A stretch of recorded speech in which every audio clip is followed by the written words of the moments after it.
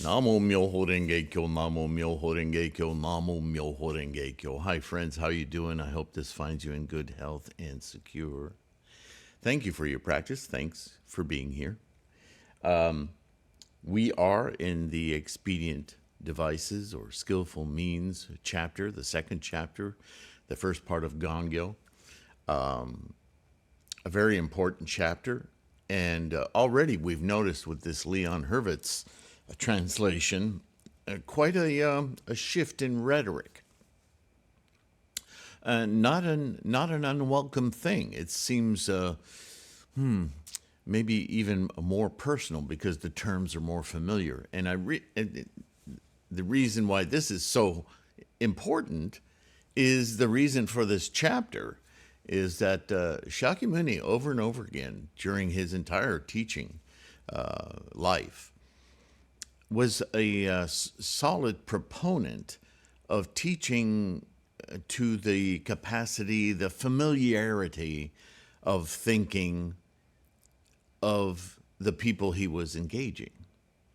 As he traveled through the country and as he told or instructed his followers, disciples, students, I prefer that,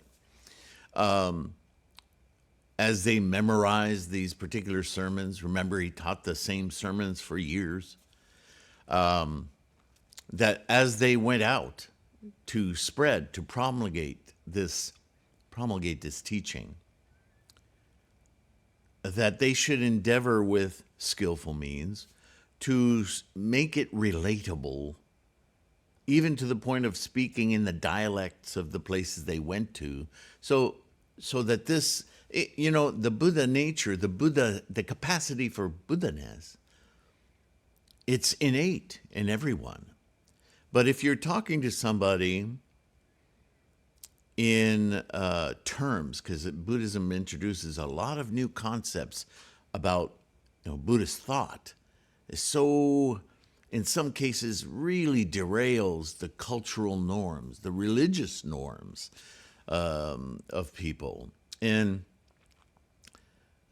better not to drop the boom of a whole, you'll come to a high school student who's just learning geometry and algebra, and you say, okay, here's particle physics and calculus, and we're now going to talk about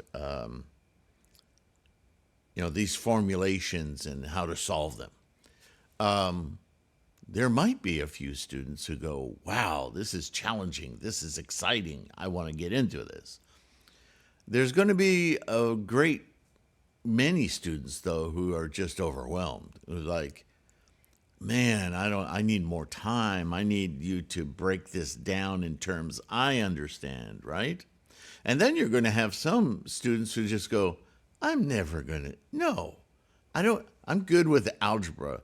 In fact, that's a little step beyond where I see my life going. I'm good. Geometry's useful, but now you guys have fun. I'm not even interested, right? And the same was certainly true, and even today is not an unfamiliar situation, right? For anything, let alone Buddhism and Buddhahood, right? I don't need to, levitate on a lotus flower. Well, that's not what we're talking about. Oh, really? Well, then tell me what it's about. So there's a lot of ways to communicate with people to their vision, their understanding, their experience of the world. And it's different for everyone. You can group people together, but ultimately we all encounter the world. Our relationship with the world is very individual. And why do I say this? Because we're about to enter this very description in the Expedient Means chapter. This is what Shakyamuni's talking about. And the rhetoric that he's using may still invoke gods and deities and so forth, but remember, always, Buddhism is about the mind. So when Shakyamuni does this, he's talking about the aspirations, the visualizations, the imaginations that kind of lead our minds, certainly in samsara. And this is this is something Shakyamuni will talk about again later as we get into the Lotus Sutra, but he's mentioned before that the objective in our practice is to develop our mind such that it is the leader, the controller, the mechanism by which we lead our lives, rather than our lives being the leaders of our minds. And we've talked about it different ways, the monkey mind versus the clear Buddha mind, which is driving the boat, the ship, right? Car, whatever analogy you want.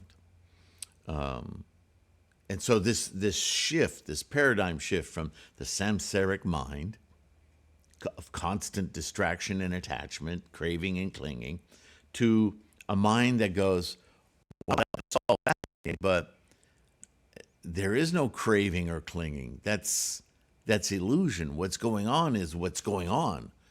And the movement of it, the motion of it, the timelessness of it as it manifests constantly and flows through its amorphous manifestations. It's amazing. It's all I can do to just appreciate that mechanism as it occurs. That the mind that sits in that realization doesn't even consider, right, the clingings and cravings, because there's no use for those energies, those impositions on energies. Just be in the energy. It's just amazing. And it's very liberating, because now I can experience everything fully as it is. Right? You may have heard a Buddhist say, there is what there is, as it is, or it isn't.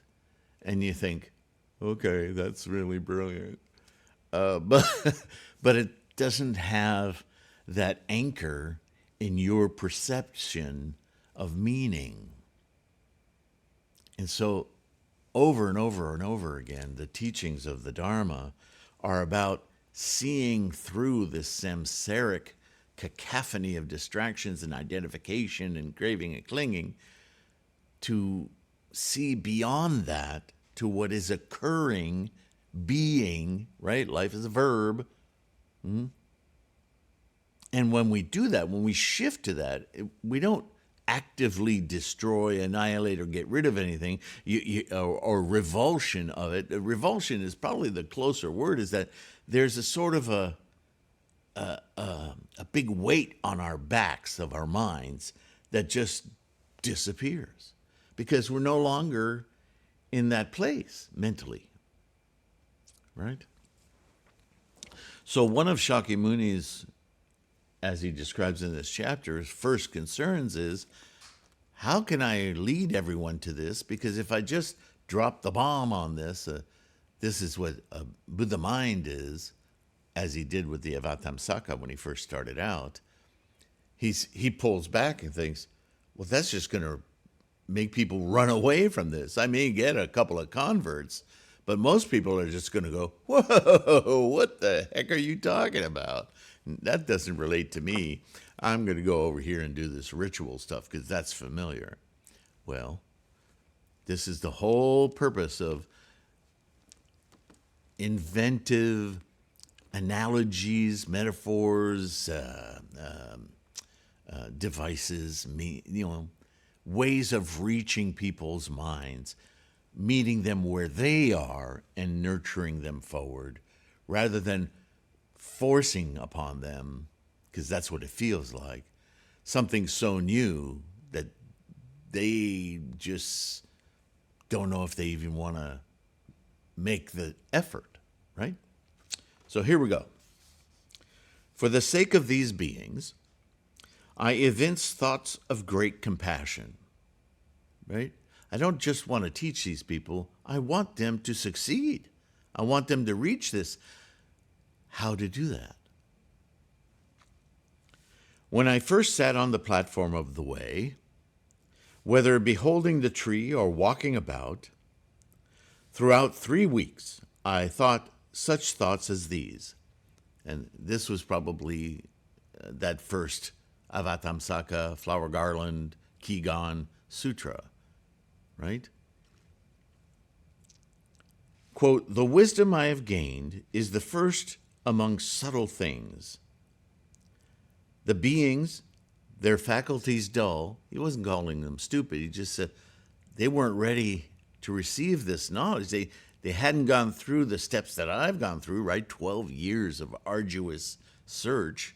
And now he's just dropping this on people. Oh, gosh, I haven't done this correctly. I'm perhaps driving them away. That's not what I want. So their faculties dull. In other words, not sharpened to the point where they will understand what I'm talking about. Are attached to pleasure and blinded by delusion. So, as we've read before, that's the skandhas, right? Attached to pleasure is satiating the first 5 consciousnesses, right? You know, what's pretty to the eye? What's pretty to the ear? What's pretty to the tongue? What's pretty to taste or feeling? All of that. Or even thinking, considering. Where can I find joy? And it's the joy we experience in samsara is all attached to pleasure. Not the level of pleasure of enlightenment, the level of pleasure of this physical world. And that's a huge obstacle to overcome. And if what you're presenting is not that, then the first thing you have to contend with is losing that. I still get questions today, right? Do we have to destroy the self? There's a great concern with the loss of things because everything in samsara is about gain or loss, right? Being of such sort as this, how can they be liberated from it? They have no desire to be liberated from it, right? They just want to know how to have more. At that time, the Brahmin kings and the chief of gods, Shakra, the 4 god kings who protect the world, and the great gods who are their own masters, as well as all the other multitudes of gods and their retinues, in the hundreds of thousands of myriads, reverently joining palms and doing obeisance, begged me to turn the Dharma wheel. So is he talking about hundreds of thousands of people who are gods and kings and so? No, he's talking about these aspirations, right? These imaginations of distributing this dharma, this happiness, this joy, this enlightenment, this liberation from where you are, even though you don't know that you want to be liberated from it, that there is anything else other. So I then thought to myself, if I merely praise the Buddha vehicle, the beings sunk in woe, right, from the perspective of Buddha-ness, everybody's suffering, and they're practicing because they know they're suffering, but they don't understand that the seeking out of pleasures is what's creating their suffering. That doesn't compute, right? Shall not be able to believe this Dharma. It'll be just too foreign, right? Reviling the Dharma and not believing it, yikes, that's much worse. They shall fall into the 3 evil courses. Coursing in Buddhist rhetoric is about living the experience of life, right? An experience of life. Attached, craving, clinging, right? I had rather not preach the Dharma then, but enter speedily into nirvana. Yikes. Really? Run away? That doesn't sound like a solution. When I think back on the Buddhas of the past, great teachers, great sages who tried to enlighten people, his idea that Buddha-ness has always been around, what are the possibilities? How has that, how did I come to this? How did this nurturing teaching reach people? On the power of the expedient devices put into the practice by them. right? All great teachers use some kind of parable or example, analogy to awaken in their students how geometry works, how trigonometry works, how calculus works, how addition works, how language gets put together, how to spell, how does grammar work, right? This throughout all teachings, there is this transitory communication to lead people from where they are to where they need to go. So he's analyzing this. He says, how can I apply this to teaching the Dharma? I know that in the way I have now gained, I too must preach three vehicles. Right? This is when he decided that I have to set up temporary goals to elevate people from addition and subtraction to multiplication and division to formula, then to abstractions like algebra.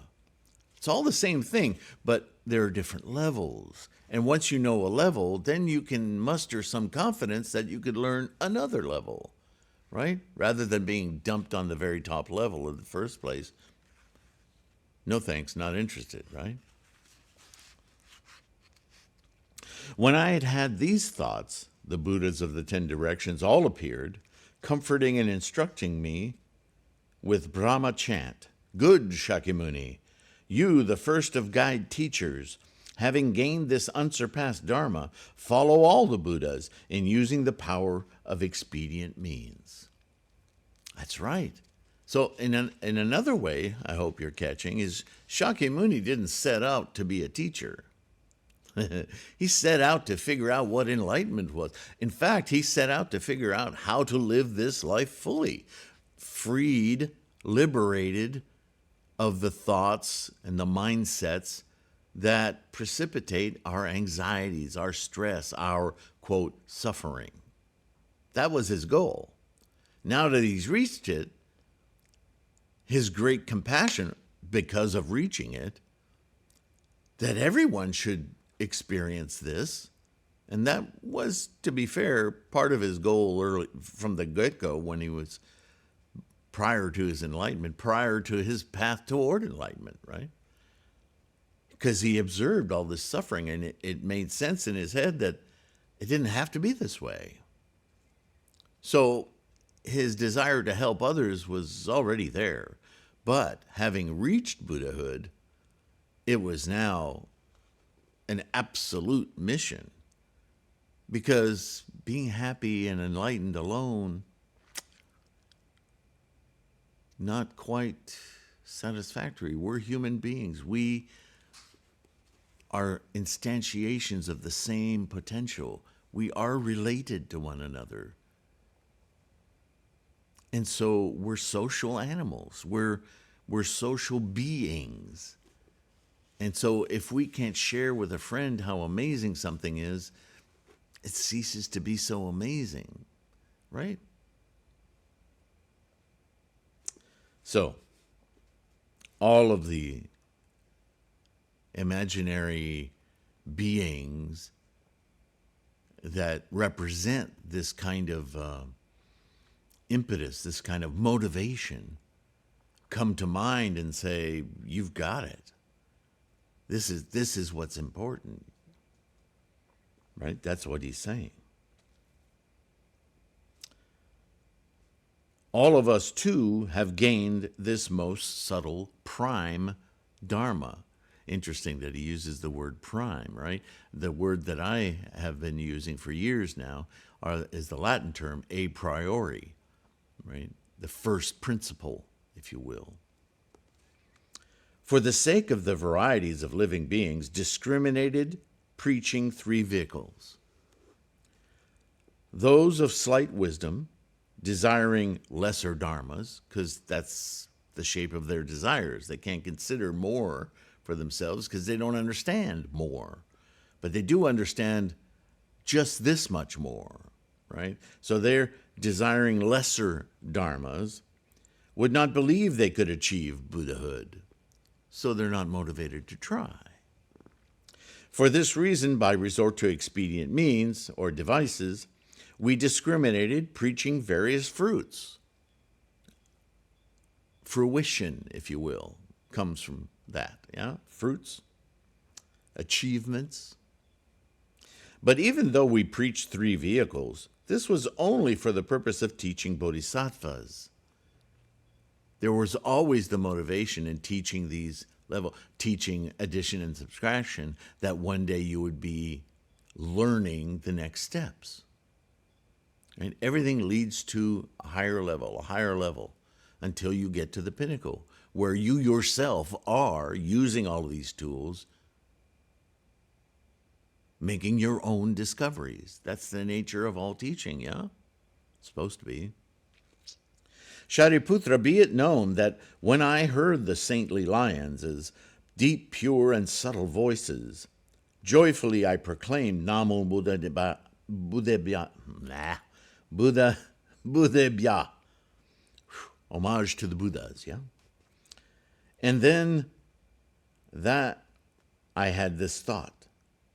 Having come into a defiled and evil world, in other words, a world defiled by delusions, by samsaric cravings and attachments, being that condition is the obstacle to seeing clearly Buddha-ness, certainly. As the Buddhas preach, so must I too, in obeyance, act. This is the obvious way to spread the Dharma. When I had had these thoughts, straightway I went to Varanasi. Since the quiet and extinct marks of the Dharmas were not to be proclaimed in words, by resort to the power of expedient devices, I preached to the 5 bhikshus. This is called turning the Dharma wheel. And those 5 bhikshus he's talking about were what remained of those dedicated students who believed that Shakyamuni would achieve something not before achieved. They were the first ones to learn of his enlightenment, yeah? Then there was a sound, the sound nirvana, as well as arhat, dharma, and sangha, several and distinct names such as these. Since remote kalpas, I have set forth with praise the dharma of nirvana, the liberation from these samsaric attachments, clingings, cravings that precipitate all suffering. That's what he started out for. He didn't know it was called nirvana. He's saying these words now with new definitions in most cases, because they were words that were around before, but not used the way that his Buddha-ness would use them, right? He did a lot of linguistic reinterpretations, reassignment of meaning, like the word karma, right? Revolutionary in how he explained what karma was. The woes of birth and death are forever terminated. Now, see, that may sound like annihilation and killing off, but that's not what it means. It means that attachment, that craving and clinging of samsaric attachments of the cycle of birth and death, and that's in the first Buddhism reference book, yeah? That cycle, moment to moment, in constantly craving and clinging, past and future, in every moment, does everything to remove you from what's happening, because you're so busy cataloging and dreaming about what's next that you're not experiencing, right?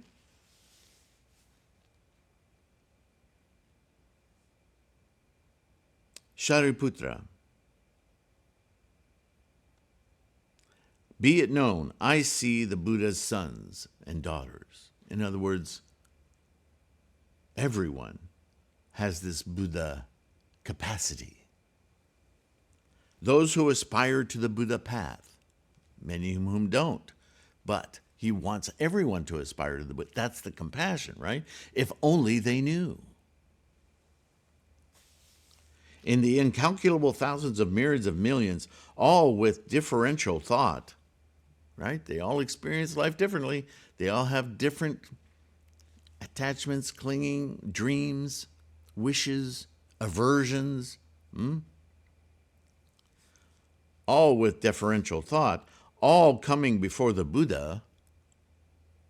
They know this is something important, but they all have different ways of getting there, yeah? Having formerly heard from the Buddhas, they know there's more to life than what they're experiencing. Everyone knows this. Dharmas preached by resort to expedient devices. Then I had this thought, quote, the reason a Buddha emerges is to preach Buddha wisdom. It's an automatic statement of being, is to want those around you to also being, right? Everyone is a reflection. Our environment is a reflection of our own experience. And this is important to remember. Buddha and Buddha-ness are only experienced in the sentient mind. Therefore, this is a very human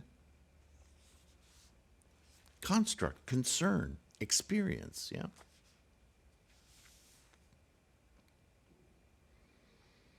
Now is the very time for it, because I am now enlightened, right? Shariputra, be it known that men of dull faculties and slight wisdom, they who cling proudly to signs, right? This, that, other, these are signs, right? Signs always point to something rather than the thing itself. Cannot believe in this Dharma. Or perhaps it should have been translated, don't have I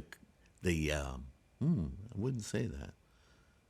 Don't currently understand that they can attain this Dharma, even though they all have the capacity, yeah? Now I joyfully and fearlessly, in the midst of the bodhisattvas, frankly casting aside my expedient means, now in this Lotus Sutra, now after 42 and some odd years of teaching preparatory, provisional 3 teachings, 3 levels of teachings, now I am casting all of that aside, and I'm saying this: the network of their doubts is all cleared away. Frankly casting aside my expedient means, merely preach the unexcelled path. When the bodhisattvas hear this Dharma, the network of their doubts is all cleared away. I have said 1,200 arhats shall also become Buddhas, every one of them. Yeah, for 42 some years, I've been railing against their arrogance and their pride and saying they're scorching the seeds of Buddhahood. But now I'm saying they'll all attain it with this teaching. So this must be quite a change, a paradigm shift, yeah? As has been for the Buddhas of the 3 ages, past, present, and future, the manner in which they preached the Dharma, so I too now preach a Dharma without distinction. There are no other versions of this. This is it. Buddhas emerge into the world at remote intervals, and to encounter them is difficult. This isn't a teaching you can just go to the library and pick up. This is a very unique moment in your life, in your progress, in your development, in your experience of the world, the life, the cosmos,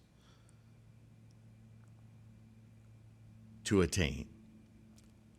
a human being, fully enlightened, comes to you to teach this. And this is what Shakyamuni is transferring, and we'll learn a lot about that later, transferring to the bodhisattvas, which ultimately are future bodhisattvas, which is you and I. Bodhisattvas from beneath the earth, yes?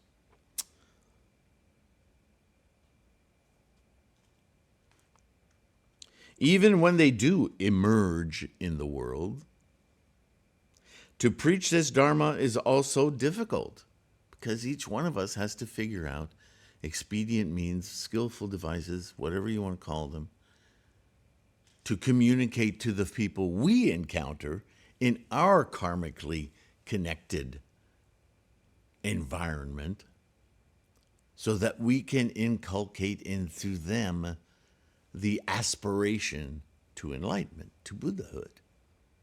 Even though they may not believe or see in themselves the capacity to do so, we can't muck around with earlier styles of teachings. It's no longer the time for that. Now is the time to aim high, to the fullest.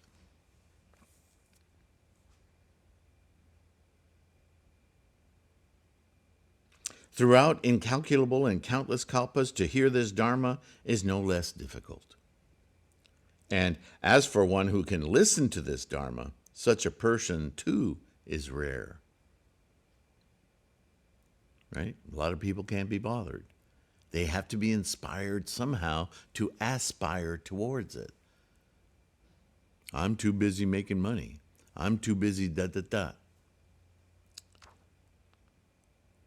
The Adambara flower, for example, is loved and desired by all. Regarded as rare both by gods and men, appearing only once at great intervals of time. One who, hearing the Dharma in joy and praise, utters so much a single word, has already made offerings to all the Buddhas in the 3 ages. Such a person is very rare. So congratulations, friends, yeah? Rarer than even the Adambara flower. Have no doubts. Over and over again, have no doubts. I, being king of the Dharma, universally address the great multitudes, having recourse only to the path of the one vehicle, teaching and converting bodhisattvas, and having no voice-hearer disciples. So even if you had considered yourself a Shravaka, a world, a level of Dharma teaching that was about hearing the Buddha's words, memorizing them, repeating them, now you're a bodhisattva. You just are. Because there's no room in this teaching for somebody who's just repeating what they've heard. You now have to experience what the goal of all of this is in this life, actually, right now. Yeah, a lot of Shravakas might not be ready to do that. That's why he says this is rare. All of you, Shariputra, voice hearers and bodhisattvas alike, are to know that this subtle Dharma is the secret essential to the Buddhas. Since the beings of the age of the 5 defilements long for and cling to their desires alone, since being like these shall never seek the Buddha path, even though they act like they are, since wicked men in ages to come, hearing the Buddha preach the one vehicle, but gone astray, and neither believing nor accepting, shall malign the Dharma and fall into evil destinies. These, since there shall be those who disgrace the pure aspirants to the Buddha path, I must, for the likes of these, broadly praise the path of the one vehicle. Shariputra, be it known that the Buddha's Dharma is like this. by resort to myriads of millions of expedient devices and in accord with what is appropriate for the situation, they preach the Dharma. But they who have not practiced it cannot understand this. You've got to do it, experience it, and then your mind is attuned, accepting, understanding, because the experience is already in your life, but you won't believe it until you actually do it. All of you, knowing now that the Buddhas, the teachers of the ages, in accord with what is peculiarly appropriate, have recourse to expedient devices. All of you can do the same. Need have no more doubts or uncertainties, because once experienced, you then can create effective inspirations, analogies, parables, whatever, in order to help people to aspire to this, because now you've experienced it.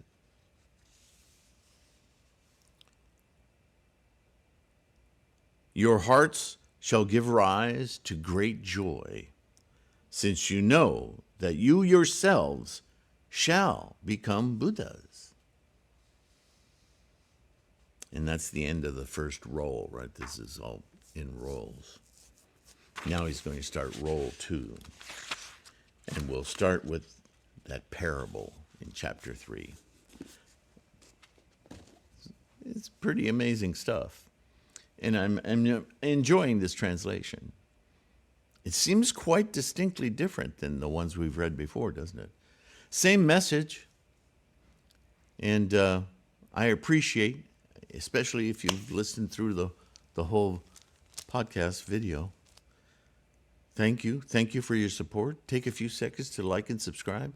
I'm seeing the subscription numbers go up and down, up and down, up and down all the time. And other YouTubers have mentioned that sometimes YouTube seems to just drop people randomly. I don't know if that's a real experience or not. All I can say is that it varies back and forth. But if you're subscribed, if you've subscribed before, or if you're subscribing now, make certain that you're still subscribed. I don't know. Let me know in the comments if you've experienced anything like this. But the subscription numbers and the likes, they really affect the algorithm. And so it's the primary means of support for this Sangha, this teaching, this resource, right? Which is more than just these videos. It's the free podcast. It's a free information on threefoldlotus.com. All the links are in the descriptions. You know this. And if you can do more, buy ebooks or print books, or just use Patreon or straight to PayPal to help support this resource, this effort. Thank you. Thank you so much. With that, I'm going to let you go, and I will look forward to the parable of the 3rd chapter. We'll see how that translation goes. Okay? Thank you. Please take care of your health. It's very important to me, to you, to your loved ones. Yeah. And in that, you can keep your practice strong. Savor it. It's amazing. And I'll see you in the next video. Thanks a lot. Bye for now.